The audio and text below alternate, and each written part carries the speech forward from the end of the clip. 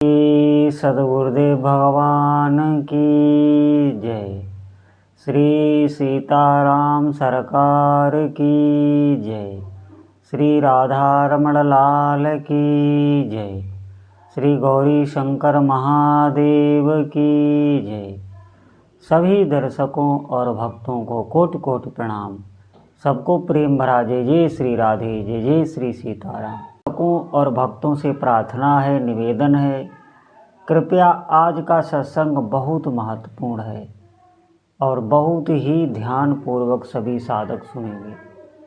देखिए, हमारे दुखों का कभी भी अंत नहीं हो सकता जब तक आपको भगवत प्राप्ति नहीं हो जाती। ये बात बिल्कुल सत्य है। देखिए, सत्संग का जो मूल अर्थ है सभी उपासकों के लिए, आपको निश्चित ही ये बात हो सकता है सुनने में अच्छी ना लगे। क्यों? क्योंकि हम अभी अंतःकरण धर्म से जी रहे हैं। अंतःकरण धर्म का मतलब आप नहीं समझ पा रहे होंगे। हमारी स्थिति इस मन, बुद्धि, इंद्री, इस देह में ही रहती है। इसे अंतःकरण कहते हैं। इसके अतिरिक्त हम कहीं जा नहीं सकते और ये संसार में ही है। आपको हमेशा दुखी ही रहना पड़ेगा, चाहे जितना आप भजन कर लें। अब आप कहेंगे फिर भजन करने से लाभ क्या?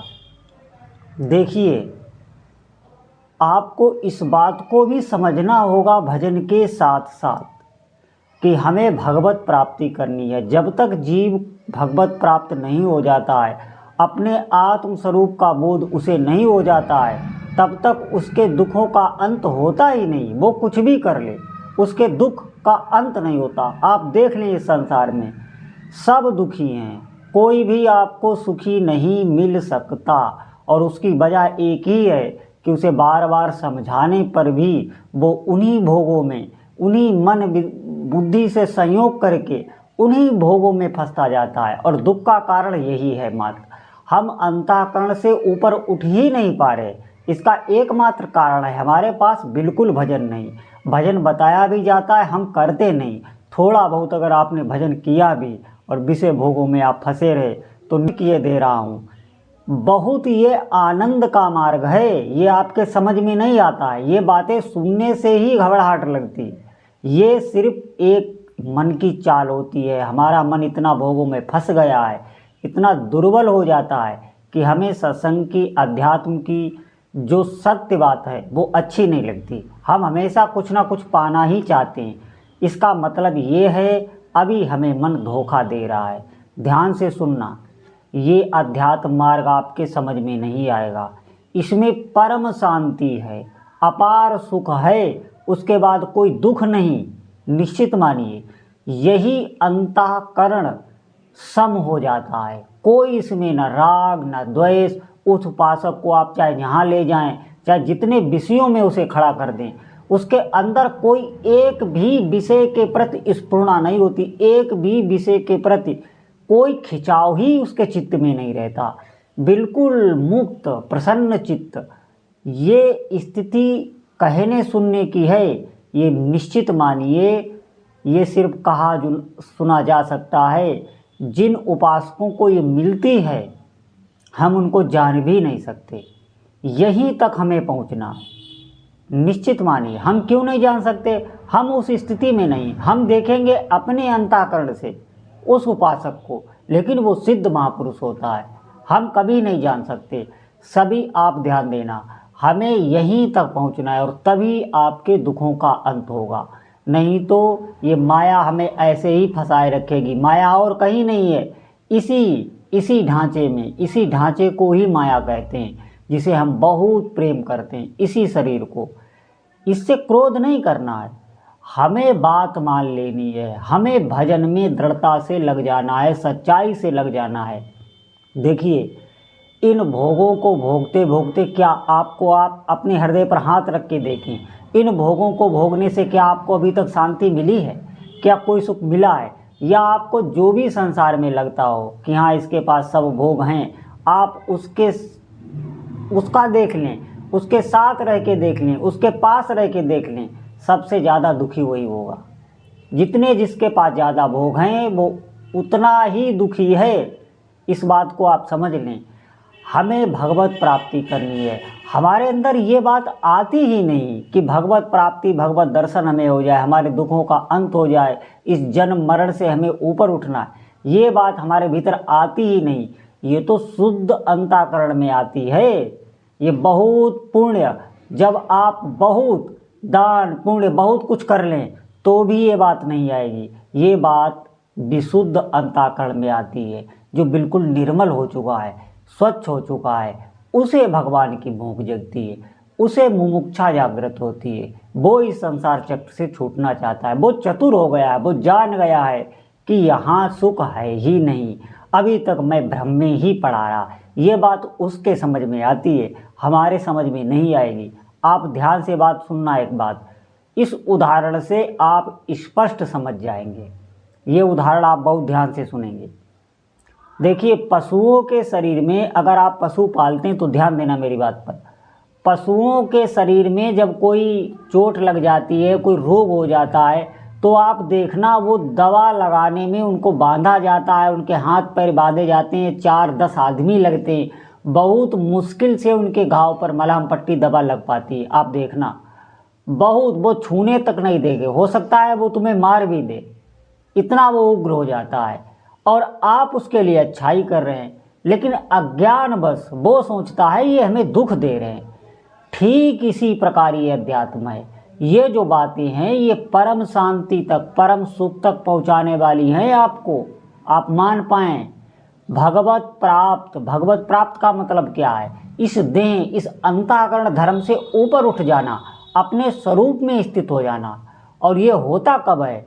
जब आप अधिक से अधिक नाम जप करेंगे तो प्रभु की कृपा आपको घेर लेती है। कोई भी साधक हो, ये बहुत सूक्ष्म बात बता रहा हूँ, प्रभु की कृपा आपको घेर लेती है। उनकी कृपा से आपका ये जो अंतःकरण है ये सम हो जाता है। सम का मतलब है कोई राग नहीं, कोई द्वेष नहीं, चाहे जहाँ आपको खड़ा कर दिया जाए, आपके हृदय में बिल्कुल किसी के प्रति आकर्षण नहीं, किसी भी कोई भी इंद्रिय आपकी चलायमान नहीं होगी, बिल्कुल शांत प्रसन्न मुद्रा।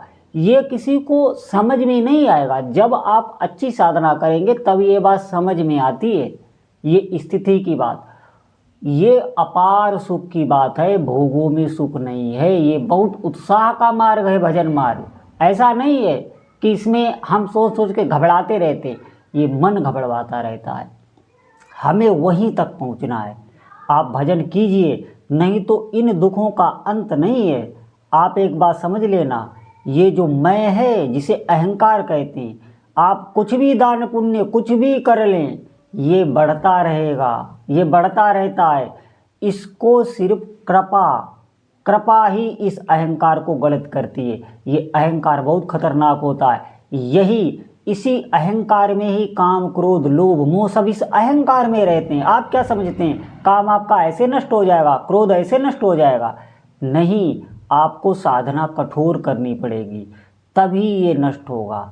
इसी अहंकार के साथ हैं। ये अहंकार अपने साधन से नहीं, जैसे आप जो भी साधना कर रहे हैं उससे गलित नहीं होता है, ये प्रभु की कृपा से गलित होगा। वो कृपा करेंगे, वो रीझ जाएंगे आपकी साधना में और आप पर कृपा कर देंगे। आप अपने हाथ मन संयमित हो जाएगा, अपने हाथ इंद्रियां कंट्रोल में हो जाएंगी। बस बात ये है, आपको नाम में मन को लगाना है अभ्यास के द्वारा। इस बात को समझें, जितना आप नाम के प्रति चिंतन, उसका जप, उसका लेखन, मन को जबरदस्ती लगाए रखेंगे, फिर प्रभु की कृपा घेरेगा, आपकी इंद्रियां, मन सब कंट्रोल में हो जाएगा। और ऐसे आप करेंगे तो बिल्कुल कंट्रोल नहीं होगा। मैं बता रहा हूँ आपको, आपका अभिमान बढ़ेगा, उल्टा हो जाएगा। आप इधर ज़्यादा ध्यान देंगे कि हम ये छोड़ दें, ये इंद्रियां कंट्रोल में करें। आपको भजन में ज़्यादा ध्यान देना है। आप भजन करिए, आपको पूरा ध्यान, पूरी ऊर्जा भजन में लगा देनी है। इंद्रियां, मन, बुद्धि सब प्रभु कंट्रोल कर देते हैं, ऐसे कंट्रोल में होते भी नहीं। ये उन्हीं की हैं, ये दोनों उन्हीं की हैं। ये प्रकृति भी प्रभु की है और जो हमारा चिन्मय आत्म स्वरूप है वो भी प्रभु का ही अंश है। ये दोनों प्रकृति प्रभु की होती है, इस बात को समझना पड़ेगा। इसको प्रभु ही कंट्रोल कर सकते हैं, हम नहीं अपने मन को कंट्रोल कर सकते हैं, अपनी इंद्रियों को। परम सुख के पहुंच जाओगे अगर आप इस बात को समझ पाए, परम सुख में आप पहुंच जाओगे। इस बात को समझना ही काफ़ी होता है। समझना तभी होगा जब आपके पास भजन बल होगा। इसलिए मेरा बार बार आपसे कहना है, अधिक से अधिक भगवान के नाम का सेवन करें, प्रभु के रूप का सेवन करें, उनकी लीला कथा को सुने, सत्संग सुने, अधिक से अधिक भजन करें, मन को लगाएं, फिर हटे फिर लगाएं, अभ्यास करें, फिर देखें प्रभु की कृपा आपको घेर लेती है और आप अद्भुत अद्भुत आनंद, ये बहुत उल्लास का मार्ग है। कोई भी आपको दुखी नहीं कर पाएगा, बिल्कुल निश्चिंत आप हो जाइए। हर जितने भी आपके पाप कर्म हैं सब भस्म हो जाते हैं और बिल्कुल अंतःकरण सम हो जाता है। किसी से राग नहीं, किसी से द्वेष नहीं। उपासक एकदम बिल्कुल द्वंद्व मुक्त रहता है, वो अवस्था कोई बता नहीं सकता, एकदम प्रसन्न चित्त। ये आपको अनुभव में आएगी, कहने सुनने से ये समझ में ही नहीं आती।